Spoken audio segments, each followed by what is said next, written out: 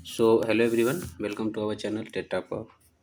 हम लोग देख रहे थे कंप्यूटर के एमसीक्यू बेस्ड क्वेश्चन जो राजन सीरीज से लिए गए हैं डीएलएड प्रथम सेमेस्टर के। इसका पार्ट 1 हम लोगों ने देख लिया था। अभी देखते हैं पार्ट सेकंड। सेकंड पार्ट का पहला क्वेश्चन है, वो ये है कि वेब ब्राउज़र करता है क्या। वेब ब्राउज़र करता है, तो वेब ब्राउज़र क्या काम करता है? वेब पेज को खोलने का काम करता है वेब ब्राउज़र। जैसे क्रोम हो गया, ओपेरा मिनी हो गया, ये सब क्या है? वेब ब्राउज़र है। नेक्स्ट क्वेश्चन है, सिस्टम पर एंटीवायरस अपडेट करने के लिए मुख्य आवश्यकता है। सिस्टम पर एंटीवायरस अपडेट करने के लिए मुख्य आवश्यकता है इंटरनेट की, प्रिंटर की, जॉयस्टिक की, या इनमें से किसी की नहीं। तो मुख्य आवश्यकता किसकी है? इंटरनेट की मुख्य आवश्यकता। इंटरनेट होगा तो आप अपना एंटीवायरस अपडेट कर पाएंगे। नेक्स्ट क्वेश्चन है, माइक्रोसॉफ्ट ऑफिस की मुख्य विशेषता है। इसमें विस्तारता का गुण होता है, यह अत्यंत सरल प्रोग्राम है, यह केवल सरकारी विभागों में प्रयोग किया जाता है। तो माइक्रोसॉफ्ट ऑफिस की मुख्य विशेषता क्या है? ये सब सही है, यानी कि सही होगा उपरोक्त सभी। नेक्स्ट क्वेश्चन है, वर्कशीट के अंतर्गत जो सूचनाएं होती हैं किस रूप में पाई जाती हैं? पंक्तियों के रूप में, सीधी लाइनों के रूप में, तिर्यक रेखाओं के रूप में। तो देखिए, वर्कशीट के अंतर्गत जो सूचनाएं होती हैं वो तीनों रूप में पाई जाती हैं। सही होगा आंसर डी। पंक्ति, सीधी लाइन और तिर्यक रेखा के रूप में सूचनाएं पाई जाती हैं वर्कशीट में। नेक्स्ट है, एक्सेल का मुख्य कार्य क्या है? डेटा सेव करना, डेटा को टेबल के रूप में सुरक्षित रखना। तो एक्सेल का मुख्य कार्य दोनों है, तो सही होगा option C. MS PowerPoint कैसा प्रोग्राम है? एमएस पावर पॉइंट कैसा प्रोग्राम है? ग्राफिकल प्रेजेंटेशन संबंधी, स्प्रेडशीट संबंधी। तो देखिए, एमएस पावर पॉइंट से आप ग्राफिकल प्रेजेंटेशन और स्प्रेडशीट दोनों प्रोग्राम यूज़ कर सकते हैं। तो सही होगा ऑप्शन सी। नेक्स्ट क्वेश्चन है, शैक्षणिक संस्थानों के लिए निर्धारित किया गया डीएनएस। डीएनएस क्या होता है? Domain name server. डीएनएस का फुल फॉर्म होता है डोमेन नेम सर्वर। ठीक, तो जो एजुकेशनल इंस्टीट्यूशंस होते हैं उनके लिए जो निर्धारित डीएनएस है वो क्या होता है? .edu। जितने भी एजुकेशनल इंस्टीट्यूशंस यानी कि शैक्षणिक संस्थाएं हैं उनके लिए निर्धारित डीएनएस क्या है? .edu। अगर कॉमर्शियल वेबसाइट है तो उसके लिए क्या होगा? .com। ठीक है, तो आपको याद रखना है शैक्षणिक संस्थाओं के लिए निर्धारित डीएनएस .edu है। नेक्स्ट क्वेश्चन है कि डाटा सुरक्षा में मुख्य रूप से किसकी सुरक्षा आवश्यक है?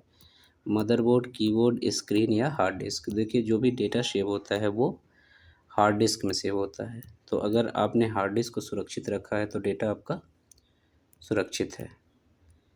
नेक्स्ट क्वेश्चन है कि ऑनलाइन संसार के क्षेत्र में धोखेबाजी या जालसाजी किए जाते हैं। हैकिंग से संबंधित, क्रैकिंग से संबंधित, लुभावने ऑफरों से संबंधित। तो ये सारे प्रकार हैं ऑनलाइन जालसाजी के। सही होगा उपरोक्त सभी। यानी हैकिंग से भी कर सकते हैं, क्रैकिंग से भी कर सकते हैं और लुभावने ऑफरों से भी संबंधित है। ठीक है, जैसे लॉटरी लग जाती है किसी किसी की। नेक्स्ट क्वेश्चन है, कंप्यूटर वायरस कितने प्रकार के होते हैं? तो कंप्यूटर वायरस जो होते हैं वो कई प्रकार के हो सकते हैं। तो इसमें जो लास्ट है 4 से अधिक, ये सही होगा। नेक्स्ट क्वेश्चन है कि डाटा सुरक्षा के चरण हैं। डाटा की कॉपियाँ रखना और डेटा को नियमित डंप लेना। तो दोनों सही है। आप डेटा की कॉपियाँ भी रख सकते हैं कि आपके फ़ोन में भी सेम डेटा है, जैसे आपने कोई फ़ोटो क्लिक किया से फ़ोन में भी रख दिया, मेमोरी कार्ड में भी रख दिया, लैपटॉप में भी रख दिया। तो ये क्या हो गया? आपने डेटा की 3 कॉपियाँ रख ली। तो इसमें से अगर कोई एक गायब होता है तो भी आपका वो फ़ोटो मिल जाएगा, वो डेटा मिल जाएगा। अगर बात करें इसका डंप का मतलब होता है बैकअप। यानी कि आप अपने मेल पे उस डेटा का, उस फ़ोटो का बैकअप ले लीजिए, तो वो मेल में सुरक्षित रहेगा। जब भी आप मेल को लॉगिन करेंगे आपका फ़ोटो मिल जाएगा। तो डेटा को सुरक्षित रखने के दोनों चरण हैं, या तो आप उसकी कॉपी बना लीजिए या तो उसका बैकअप रख लीजिए। नेक्स्ट क्वेश्चन है कि हॉटमेल का विकास किसने किया। देखिए अभी सबसे ज़्यादा यूज होता है जीमेल, और जीमेल किसका है, गूगल का, गूगल का है जीमेल। उसी तरीके से हॉटमेल भी है। हॉटमेल का विकास किसने किया था, समीर भाटिया ने। समीर भाटिया ने किसका विकास किया था, हॉटमेल। नेक्स्ट है हार्डवेयर शब्द का अर्थ कंप्यूटर के अनुदेशों से है, भौतिक पुर्जों से है, बैच सिस्टम से है, ऑपरेटिंग सिस्टम से है। तो हार्डवेयर क्या होते हैं, जो भौतिक पुर्जे लगाए जाते हैं कंप्यूटर में, वो सब हार्डवेयर हैं। ठीक है, तो हार्डवेयर का संबंध किससे है, भौतिक पुर्जों से। नेक्स्ट क्वेश्चन है सॉफ्ट कॉपी एक आउटपुट है तो हार्ड कॉपी क्या है। सॉफ्ट कॉपी का मतलब जो भी आपके फ़ोन में पीडीएफ पड़े हैं, ठीक, जैसे पीडीएफ, पीडीएफ क्या होता है, पोर्टेबल डॉक्यूमेंट्स फॉर्मेट, पीडीएफ, ये क्या है, ये सॉफ्ट कॉपी है। अगर इस पीडीएफ का आपने प्रिंट आउट निकलवा लिया तो ये क्या हो जाएगा, हार्ड कॉपी होगी। तो वही कह रहा है सॉफ्ट कॉपी का आउटपुट तो हार्ड कॉपी है। सॉफ्ट कॉपी अगर एक आउटपुट है तो हार्ड कॉपी क्या है, तो ये प्रिंटेड आउटपुट होगी। जो भी आप अगर पीडीएफ का प्रिंट निकलवाते हैं तो वो हार्ड कॉपी हो जाएगी, और जो पीडीएफ आपके फ़ोन में सेव है वो सॉफ्ट कॉपी है। नेक्स्ट है कंप्यूटर का मुख्य कार्य आंकड़ों को परिवर्तित करना है। तो कंप्यूटर जो है आंकड़ों को सूचनाओं में परिवर्तित करता है, यानी कि जो डेटा है उनको इन्फॉर्मेशन में चेंज करने का काम करता है कंप्यूटर। प्रोसेसिंग कहलाती है डेटा को व्यवस्थित करना, डेटा की गणना करना, उपरोक्त दोनों। तो देखिए डेटा को व्यवस्थित करना और उसकी गणना करना, ये दोनों ही प्रोसेसिंग के पार्ट्स हैं, तो सही होगा सी। एमएस पावर पॉइंट प्रोग्राम में व्यू की संख्या कितनी होती है। देखिए अगर बात करें एमएस पावर पॉइंट प्रोग्राम में व्यू की संख्या की, तो ये होती है 4। ठीक, एमएस पावर पॉइंट में व्यू की संख्या कितनी होती है, 4।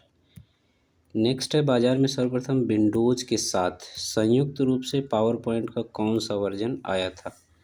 तो सबसे पहले जब बाजार में विंडोज़ के साथ संयुक्त रूप से पावर पॉइंट का वर्जन आया था वो 3.1 था। कौन सा, 3.1। नेक्स्ट क्वेश्चन है एफटीपी का पूरा नाम, एफटीपी का पूरा नाम क्या है। तो ये है फाइल ट्रांसफ़र प्रोटोकॉल। एफटीपी का फुल फॉर्म क्या होता है, फाइल ट्रांसफ़र प्रोटोकॉल। नेक्स्ट है फ्री ट्रायल वर्जन सॉफ्टवेयरों की एक्सपायरी अवधि कितनी होती है। देखिए जो भी फ्री ट्रायल वर्जन के सॉफ्टवेयर होते हैं उनकी एक्सपायरी अवधि होती है 1 महीने, यानी कि 30 दिन। 30 डेज़ के लिए फ्री ट्रायल एप्लीकेशन मिलते हैं, जैसे हॉटस्टार, नेटफ्लिक्स या फिर अमेज़ॉन किंडल। ये अगर आपको फ्री ट्रायल वर्जन देंगे, फ्री ट्रायल सब्सक्रिप्शन देंगे तो कितने दिन के लिए देंगे, 30 डेज़। सो ये था पार्ट सेकंड। अब मिलते हैं पार्ट थर्ड में, तब तक के लिए थैंक यू।